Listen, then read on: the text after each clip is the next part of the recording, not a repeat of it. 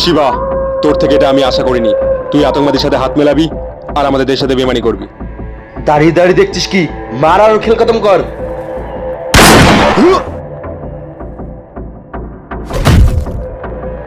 চল।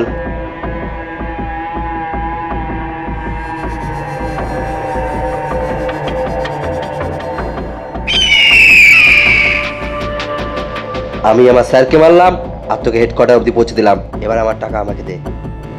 ফজি, তুই আমার কাজ করেছিস, এবার আমি তোর কাজ করছি। ফজি, তোর অ্যাকাউন্টে 50 লাখ টাকা পৌঁছে গেছে। বাহ, তোর কথা দাম আছে বলতে হবে। কিছু শেখ ওই আতঙ্কবাদীর থেকে।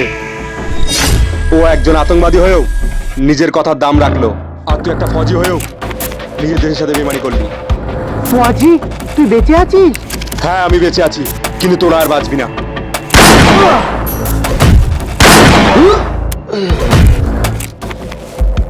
তো বন্ধুরা, এই দুটি ফৌজির মধ্যে তোমাদের কোন ফৌজিটা ভালো লেগেছে সেটি কমেন্টে অবশ্যই জানিও। জয় হিন্দ।